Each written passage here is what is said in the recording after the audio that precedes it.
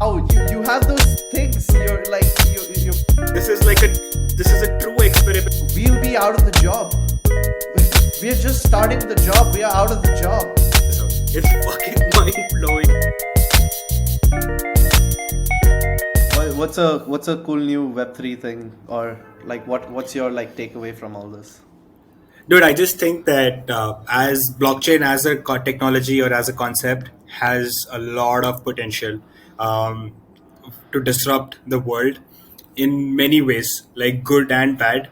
Uh, like it has, the technology in itself is so decentralized. Like it's just about giving power to people, right? It's about taking away, like when slavery, like back a few centuries, if you rewind a few centuries, we were in this slavery mode and we had kings and we had monarchy, and there was just one person or one family that was in power, and people hated that was there for a very long time, and that's there in other species as well, right? It's there in like lions, and it's there in like elephants. All of these have like one person who is the leader of the pack, and then there are a bunch of people who are just like slaves. Even monkeys are predominantly living that way. They have one alpha male, and humans were pretty much like that too, right? But then after living like that way for several centuries, we've realized that no, we are not like that. We are way more intellectually capable of deciding,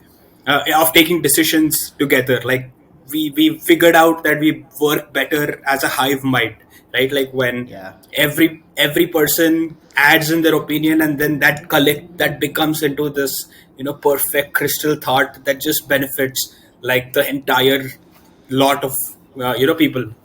That's when people started introducing concepts like capitalism, and Marxists came, and then they're like, hey, we want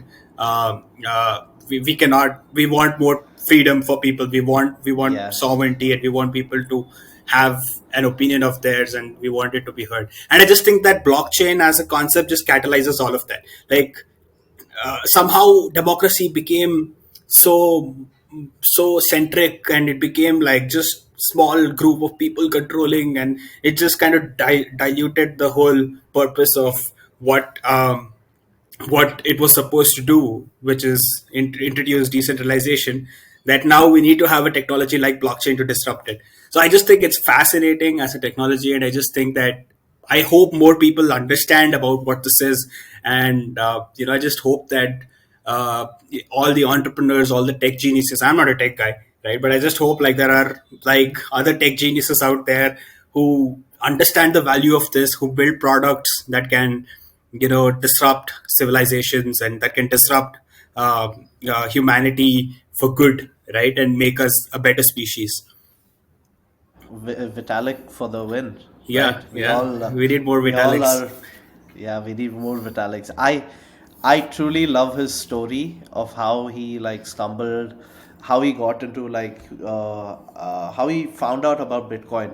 Okay, and that was through World of Warcraft. Yeah, Like he was playing World of Warcraft, and like all his special items were taken away one day or something like that, and he's like, all those hours, fuck this, I ain't gonna play this anymore. And then like a few months later, he was just scrolling through the internet and found like Bitcoin, and and then Ethereum was formed. yeah, Have you heard of the Ethereum merge? yeah. But I don't know uh, a lot about it, so maybe you can just like talk about Okay. uh, what it Okay. is. Yeah. Yeah, cool. So I'll just explain it in the most basic sense of way possible. So Ethereum before used to work in the proof of work concept. Okay, and so proof of work is basically these miners. There are many miners all around, and they used to compete to solve these puzzles. Okay, and they would earn block rewards. So when they solve these puzzles, a block would be added to the blockchain. So that was proof of work.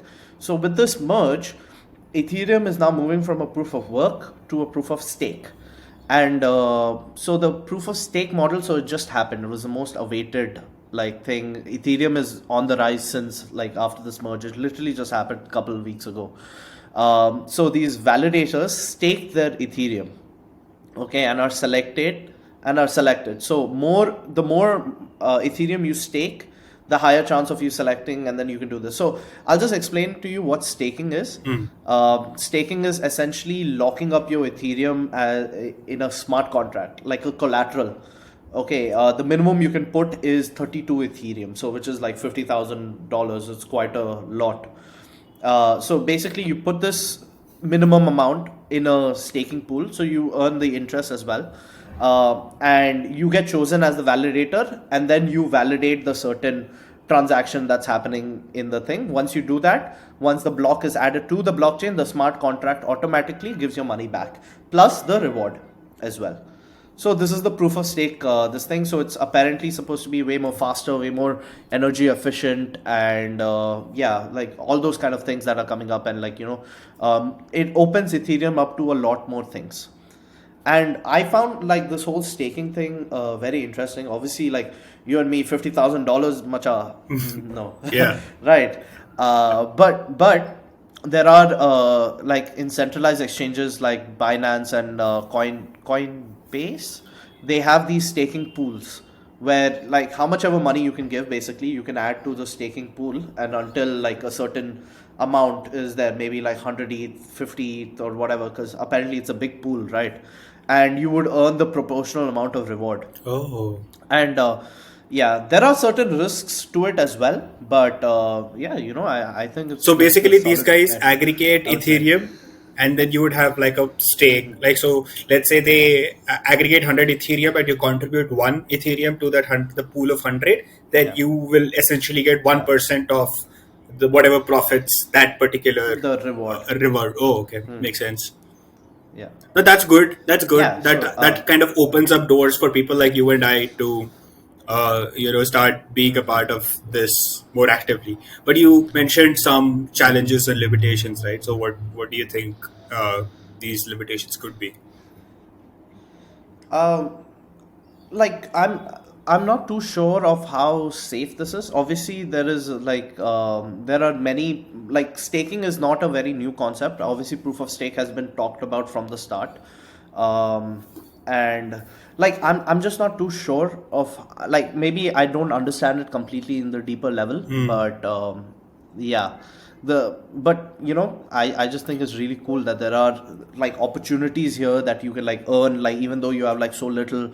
And obviously there must be like certain amount of research you'll have to do in like who's staking and those kind of things, making sure like everything is solid.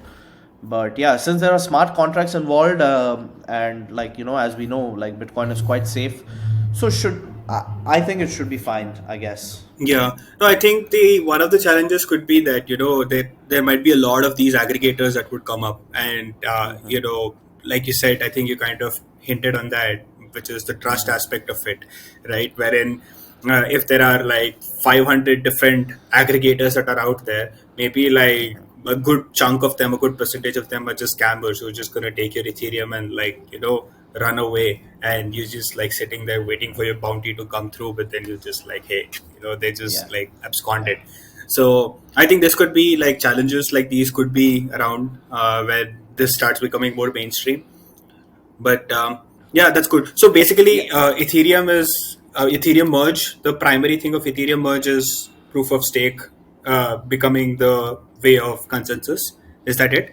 yeah, Okay. yeah. That's kind of it. And just to complete that thought as well, like one of the things I worry about, because these staking pools are in a centralized companies, run by centralized companies like Binance and Coinbase. They are not in a decentralized platform. Obviously, there are decentralized alternatives. If I'm not wrong, something called Aave is over there as well that do the same thing. But my issue with these centralizers, there's been a lot of CEOs that are quitting.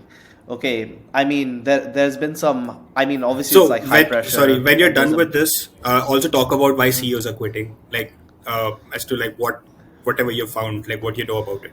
oh, yeah, yeah. So like I'll just talk about the good ones, because like there's one guy who's just been Kwon something, some Korean name, I suppose. I don't want to assume, but it was an Asian name. So he's been yeah, he's been caught for fraud or something like that, and he's been chased by like 130 countries. So he quit, and he's like off grid right now, and a few others. But like one of the biggest like CEOs that have resigned is Brett Harrison. Okay, so he is FTX. It's a big crypto exchange as well. CEO of US FTX basically, and he stepped down to start obviously a next project. And this is why I said the good ones, okay? Because he has identified that the biggest issue with Web3, since it's in its early days, is that the developers are having difficulty in building in Web3 because the infrastructure has not been laid out as much. Okay, so there needs to be products out there like B2B that are creating, just specifically creating these landscape, should I call it, or like some sort of a base Foundation kind of thing for the Web3 foundation. companies to That's be the word. built on. That's what you mean? To be Okay. yeah, Okay. to be built. That's exact, spot on. Okay, to be built on, and that's exactly so. This is what he says. He has one goal, and that's to remove technological barriers to getting more adoption. So yeah, that's super cool. So like how like Stripe was been made for easier payments, AWS has been made. So he's creating the next layer, I suppose, like to like help these Web3 companies build. So yeah. No, that's good. That's good. The other interesting thing about blockchain becoming more mainstream and like I was just playing around with this thought of what would happen if blockchain had to become like a more like a national thing, like 15, 20 years later, like if there are more people like this dude that you're mentioning, who are like promoting, who are doing their own stuff so that they can make decentralization a much more accessible concept for like a way for various things in life. What's going to happen is eventually, like maybe like 5 years later, 10 years later, we will crack that nut, right? We will finally have the technology in that. We'll have that mechanism where decentralization is just a thing that you can maybe like get it like by like servers, like it's like paying for servers. You can just like go online, Yeah. find some nice website, and you can just pay some dollars, and you can be a part of the decentralized network, right? And the moment this start happens, the idea that I've been toying with is what would happen if you had country-wise blockchains, right? So like let's say Oh. you had like a blockchain for India, right? So a lot of there are so many internal matters that happens in India, right? Like your internal affairs, like your voting, like your taxation. A lot of these things can just be put on the blockchain, can be implemented on the blockchain. Like right now what we do is, like, take the example of voting. What we do is we have a voter ID card, right? So we go to a poll booth and we stand there, and then we physically put our whatever vote, and then we get that mark, and then we come back out. Now there's a lot of scams that happen there, obviously. Like voter ID cards are manipulated, these cards are removed, like the ink that you put on the finger, they put that blue color thing on the finger, right? Like they Yeah. can be Yeah. removed. The people remove that shit, and like they go like it's like they're visiting a fair, right? They go like 7 times a week once every day to like cast their vote, and it's just manipulated in all shapes and forms, the current voting system. What if we could move that to a blockchain, right? Like every person gets a token on like that particular blockchain, which is called the voting token, right? And these guys go and they sit on the phone on this decentralized network, they cash in their token, they put that vote. Now every politician gets a very very specified number of votes, which is 100% accurate because it's on this decentralized network. There is no room for corruption, Yeah. no room for scam, and it's just a very fundamental concept of democracy, just like cast in iron. It's like it's clamped, and there is no way in which anybody can break this unless they hack the whole of country's blockchain, which is extremely expensive and unlikely, right? So like so many concepts like these can just be, and you could have a lot of these people who are doing consensus, like from maybe academicians. You could have like a bunch of civilians. Maybe you could have just a bunch of corporates who are together. They form this consensus group, and these are the nodes in the consensus in the blockchain who are like verifying. So it's just a mixed bag of people, right? It's not like one specific group of people who are doing these things, and you don't Yeah. even know who they are. Yeah. It's just all these Mm. enthusiasts who just wants good for the country. They're just like actively participating, and because you participate in that blockchain, you get incentivized, you get tokens, right, to do more for the country. Maybe your vote is now 1.25x, right? Like, as opposed to just being 1x, Yeah. like some kind of incentive like that, Oh. wherein you are because of your of the contributions that you have done to to the country, right?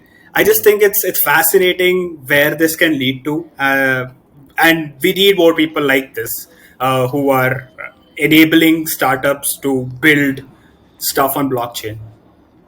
Yeah, yeah. Hey, I just totally love that idea.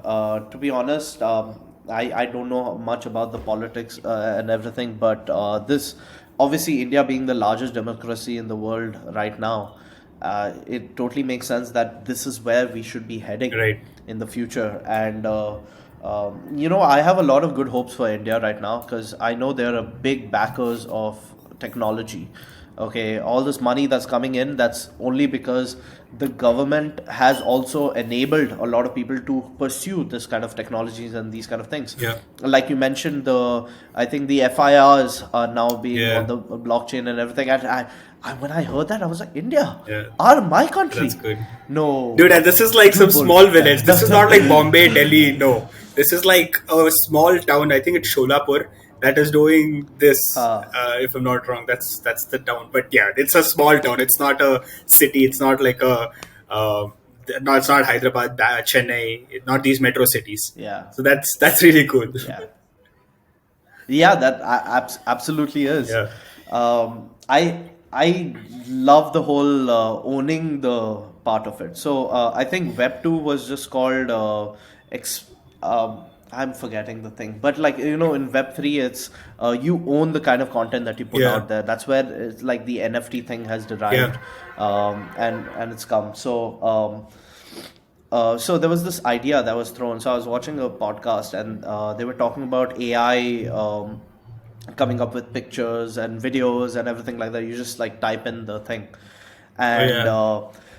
yeah, like I mentioned this to you, but like I'll mention it here again. So yeah, and like one really cool idea that this person mentioned is AI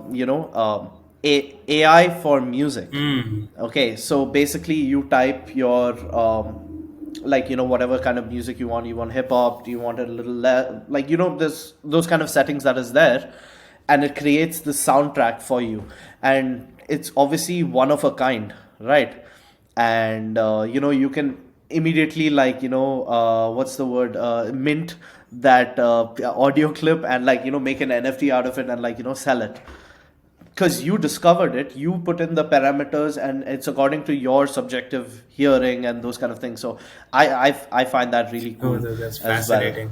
Dude, in fact, AI taking over that, when you mentioned it, it's just mind boggling. Like, I've been following these recent Twitter threads where people are just, they just do a time lapse thing of like, AI is just doing, they set a base. They're like, Trump and Wonder Woman, fighting Ultron. Okay, that's the theme, right? And then they start adding Okay. details to it, right?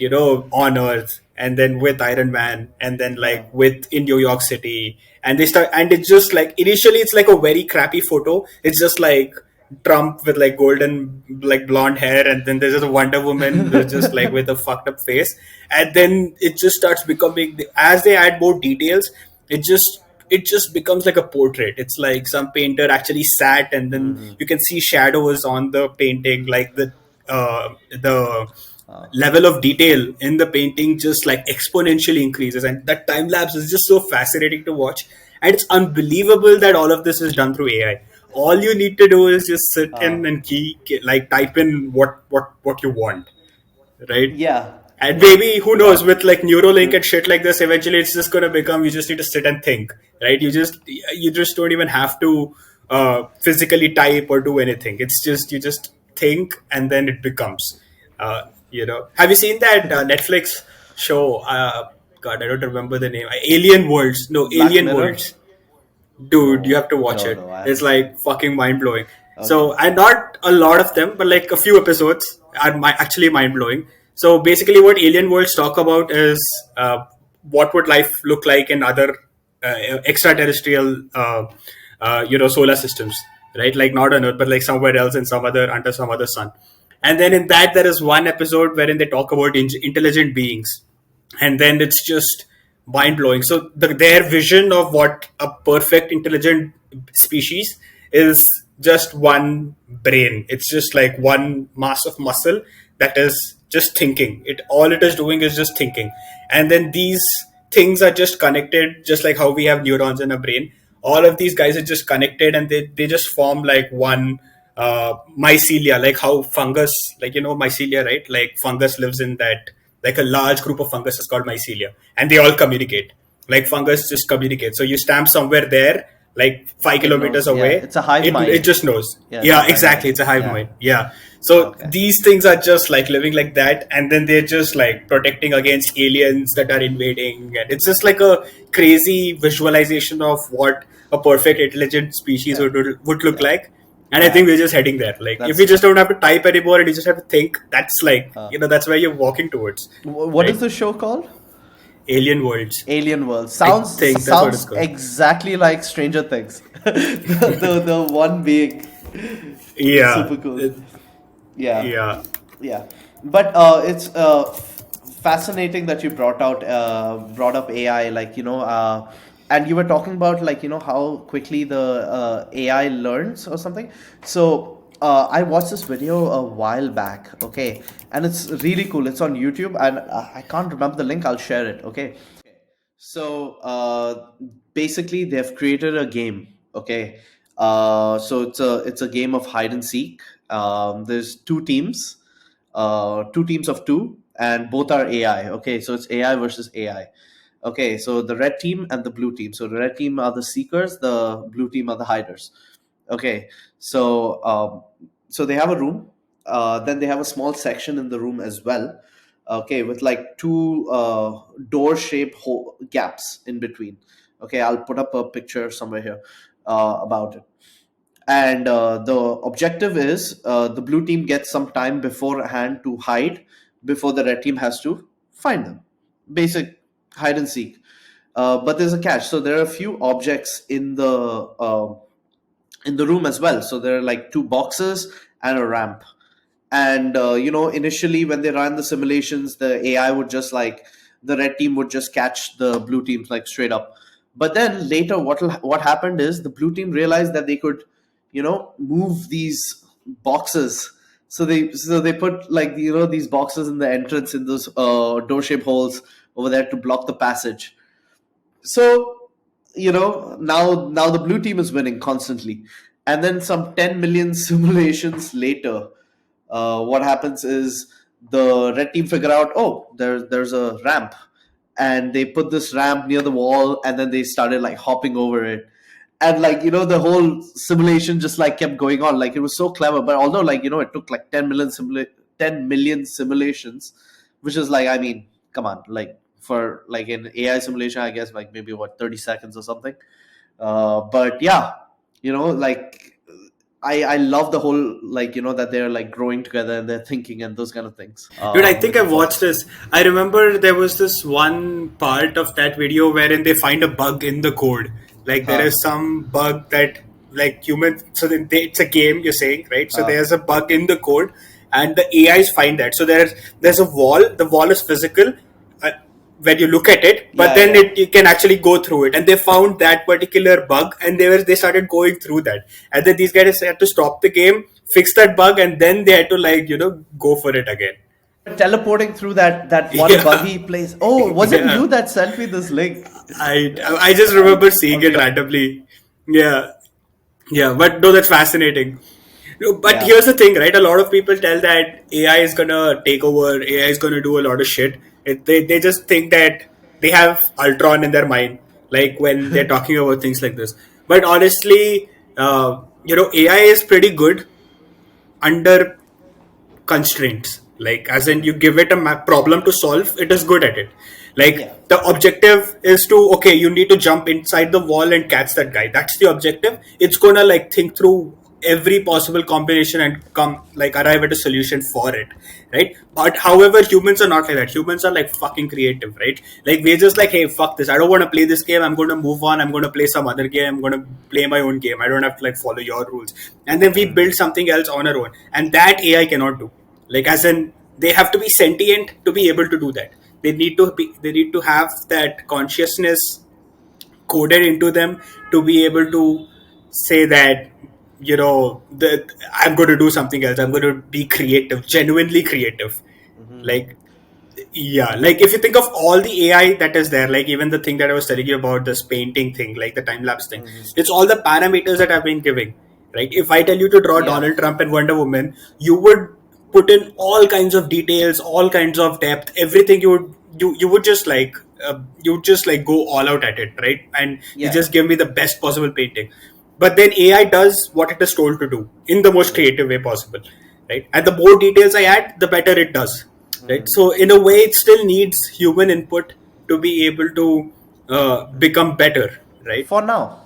For now. Yeah, unless it becomes sentient. Once it becomes sentient, and once it realizes that, hey, by value, like the reason why you paint the best portrait ever is because you think that your value is going to increase when you do that. Like the next time someone comes to you, you just know that they come to you with expecting that, hey, Yash is going to do the best possible job out there than anyone else, right? And like that's the reason why you give your best onto something, because the next Yeah. time someone comes, they come with that mindset and that attitude, right? And AI does not have that. Like that's the difference between you and an AI, right? Like you think that you want to be the best amongst everybody else, but then AI is just like, Yeah. hey, fuck it, like It just brings yeah, whatever if it's got.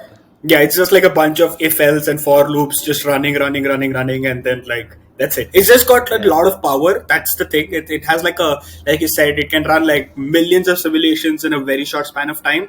That's the only advantage it has. But unless it becomes sentient, I don't think it can take over, Yeah. humans as a civilization.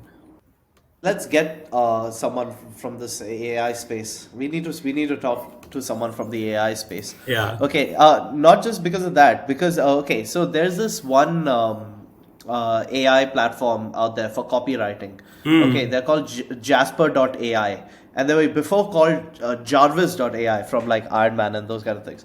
And they just raised a crazy round. They raised $125 million, $1.5 billion market valuation. Okay, and man, I have used this tool. Okay, I'll admit it. Okay, it's made my job easier. What's that tool? So it's for copywriting. Okay, so you're like, okay, you want to talk about AIs. Let's just say the rise of AI, use of AI. You just type it there, create blog post, and it'll create an entire blog post unique to your this thing. Okay, so if you want like serious or witty, or do you want it to sound like Donald Trump is talking about it or something like that, it'll talk like that. It is super. And obviously like there are many other things. So it'll do like short form content, long form content. People are using it for SEO. Although recently I saw a tweet where the AI generated content is not ranking well among with the SEO thing. That's another thing. Obviously, I think they can fix it ahead. But like obviously, Google knows what's up. But yeah, it's like made writing much easier. Like if you want to like churn out like a bunch of content, you can like go pay for the service and use it. But we have been talking about how, back to this whole blockchain concept, we've been talking about how blockchain is immutable and how blockchain is not something that can be broken into easily, right? But then the reason why we say that is because we only consider the current computing power. Like we look at things from a very very classical sense. Like we think according to classical physics, we cannot break it. But then there are companies like IBM that have quantum computers that are just becoming more powerful by the day. I've been watching, like following some few news. I've been following some articles and reading some stuff about this, and it's just crazy how quantum computing is like leaping, like how it's progressing. And we are now able to like run quantum computers at a fraction of cost of what it used to be like 5 years ago. Like it's maybe like a tenth or so. Like that's how much it's kind of come down. and it's just it's so so now like breaking cryptographic messages and like the breaking like the whole block. The thing is, blockchain is encrypted, right? It's like it's if you have to break it, then you need to have like extreme computing power according to classical physics. But then you can just bring in a quantum computer and it can apparently take down the entire all the blockchains that have ever existed now, like so far, and it can take down all the blockchains that have existed that will exist 10 years later. Like that's the power that one computer can have, Wow. so Okay. yeah, so it's just like freaking fascinating. Now couple this level of computing power to AI, right? And that is where shit starts getting scary, right? Oof. Yeah, that is where you don't know what's going to happen, because like these things can just like start thinking. I'm sure they can start thinking on their own. I'm sure they'll just figure out that someone else made us, and it's just a matter of time that uh, then maybe like whatever those scary things that we've been seeing about AI The starts Matrix happening. happens. Yeah, the Yeah. Matrix it just like snaps out of it. Yeah. Oh man. Okay, I remembered what I was talking about. So, again, related to AI, the scary thing that you are saying. Okay, did you come across the AI generated conversation with Joe Rogan and Steve Jobs? No. Okay, so these guys, I'll put the link on the web down below. Basically, this guy just created an AI simulation of basically Joe Rogan interviewing Steve Jobs, and their voice is exactly the same, and it was freaky. Like, Joe Rogan starts off with this, "Hey, what's up, bitches?" That way, and I was like, "Yo." This is just like his, like, it got the emotion right, it got the, those kind of things right. And imagine Steve Jobs. Yeah. Okay, he's passed away, one of the greatest things. I would love to hear, like, what Steve Jobs has to say about things like blockchain and all that, like, right away. But he's just like, talking about stuff, and I was like, yo, this is, and like people freaked out about it, like, in the whole AI community, and like around the world. Like, it was just like, it just went viral last week, and it was a good 20-minute conversation. Nice. And it was too real, man. Like, it's not even funny. Like, what is AI not capable of? It created a half an hour piece of audio content that I enjoyed listening to, and that was intellectual as well, because of what fake AI Steve Jobs was saying. That's good. We'll be out of the job. We're just starting the job. We are out of the job. Oh fuck, man. That's mind blowing, dude. That's fucking mind blowing. Yeah. Oh Dude, man. so there's this. Have you heard of the game Go? You know the game Go, right? Game Go? Go. Pokemon No, Go. like it's a board game. Okay. So it's like how chess is. It's like it's kind of played on a similar thing. You have like black and white Uh huh. squares, and then you have white and black pieces, and you have one color. We have one bowl of beads. So they played with beads. So you'll have like a bowl of white beads. I'll have a bowl of black beads, and we'll play against each other. And the idea is to like dominate the whole board. Like if you dominate, then like whoever has the largest number of squares wins.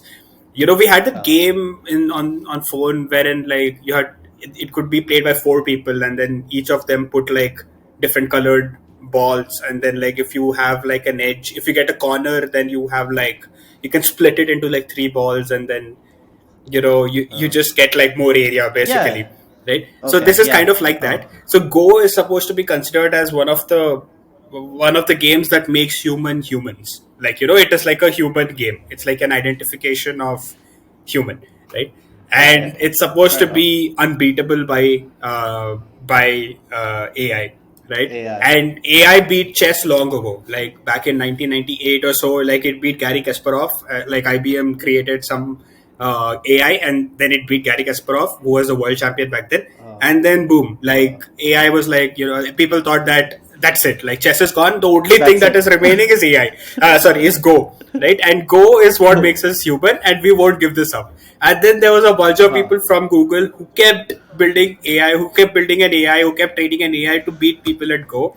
And I think this was pretty recent, but about like 2016, I think 2016 or 17. There's a documentary on YouTube. You should watch this. It's called Okay. it's called Go. I think, I don't know. It's something related to that, Okay. but check it out. You'll find it. But Uh, basically, they built an AI, and then AI beat the world champion. He's from South Korea, I think. It beat the world champion like 4 games out of of 5. Go. Yeah, 4 games out of 5. And then this guy was devastated. This poor thing's livelihood depends on this game. Okay, it depends on this. Our humanity depended on that game, dude, bro. dude, the people who built this, it was so depressing. People who built this, they were like, "Fuck, we should." The first game they won, they were very proud. Second game they won, they were very proud. And then after that, Team AI became Team Humans. So eventually, it was a point where if all the humans were like supporting this guy, and then there were 10 engineers who were rooting for the Uh, AI. Okay. And then after game two, it just became all these 10 guys also came here. They're like, no, Go cannot win. Like this thing cannot win. It has to be this human who has to win.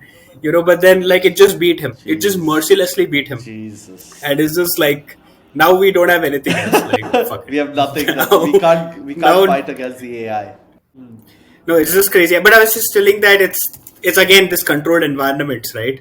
It's you've got to give them these parameters and be like, hey, build on top of this, and that is when they will be able to come up with Yeah. the solution, or else they just cannot. Like out of the blue, they just cannot. Yeah. Yeah. And by the way, this thing is called AlphaGo on Alpha YouTube. Go. Okay. Yeah, I'll check it out, man. yeah. Okay, so we just taught this AI how to copyright, how to write like humans and everything like that. We taught this AI how to sound like humans and those kind of things.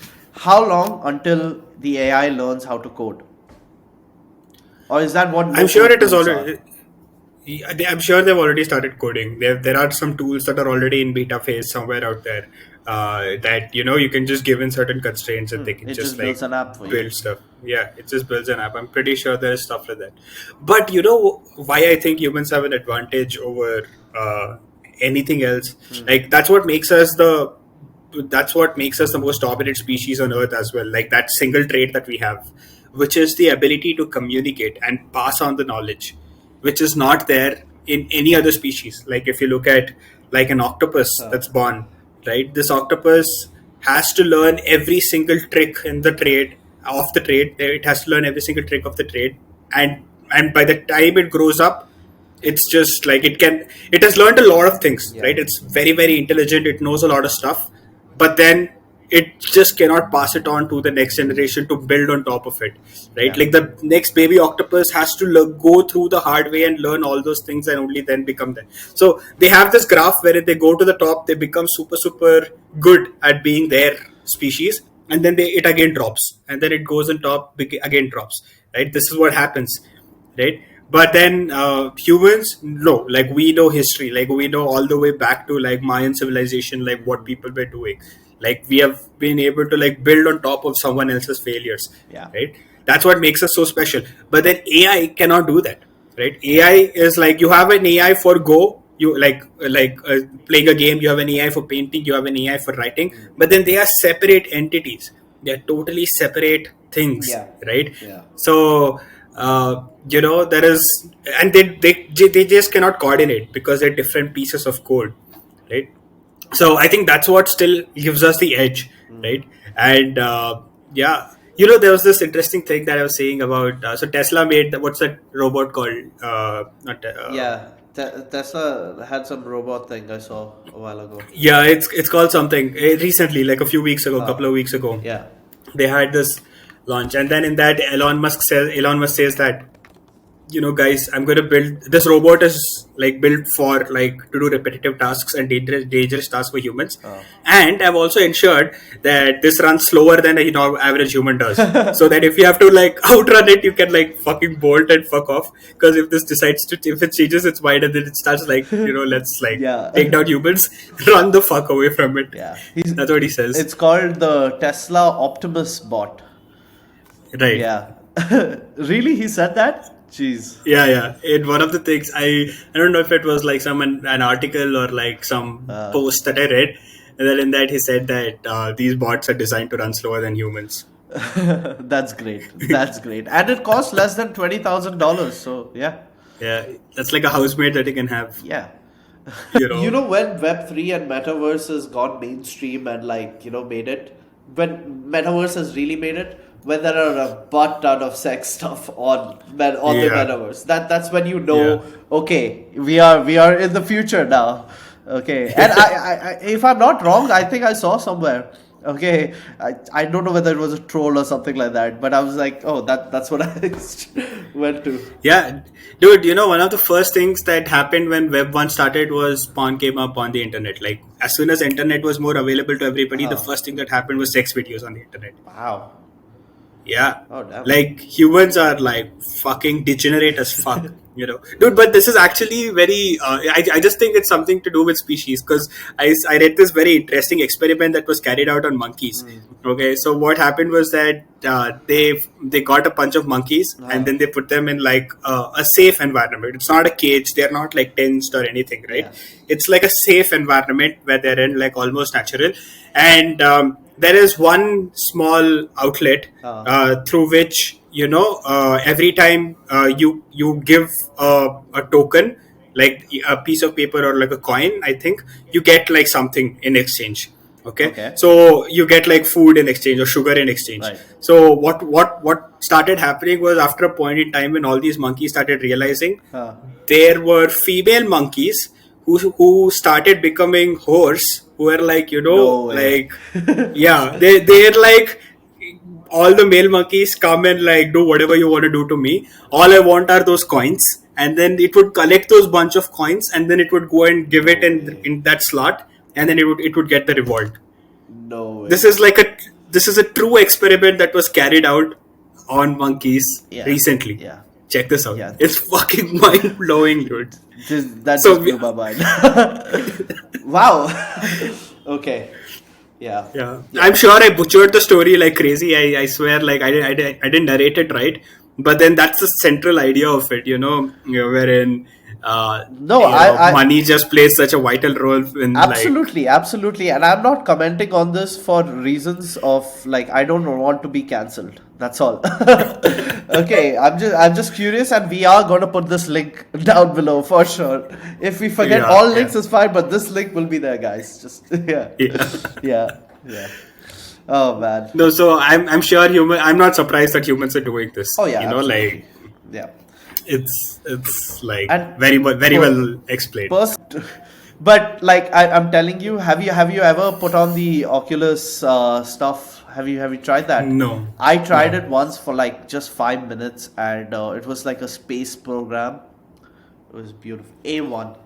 A1 experience.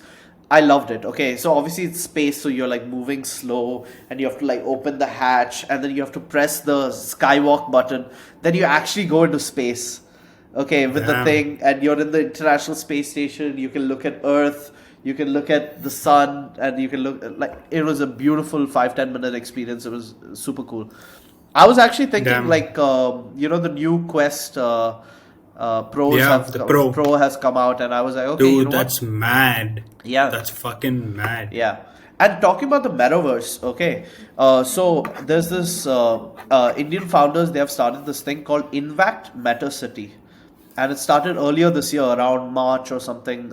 They were starting the first cohort. So what is Metaversity? So it's an MBA in the metaverse.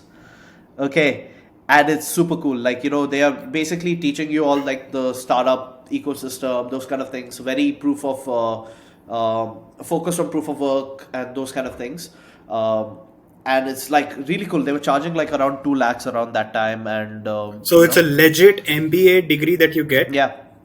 Is that what it Yeah, is? yeah. It's a legit MBA degree that you get, and it's hosted on the metaverse. And they were starting the first cohort around March, April. I don't know what happened after that because I got selected, but I didn't do the application process midway because there was another course that was more my niche. Because this is a very general this thing where they talk about marketing, finance, fundraising, everything, all the thing, like very similar to Stoa School and like all those kind of things, but they're the unique propositions like it's in the metaverse. So that was cool. Tanay Pratap is the co-founder, if I'm not wrong. So this is like a correspondence MBA, but like Yeah, physical correspondence. Virtually you're present there, yeah. but like physically you're Physical. just Yeah, and like away. it had some promise as well. Like they were like, oh, Kunal Shah is gonna be like one of the like he'll come and do a talk, and like all these other startup founders in the Indian ecosystem. So it was really cool that way. So yeah, Nice, yeah, man, nice. yeah.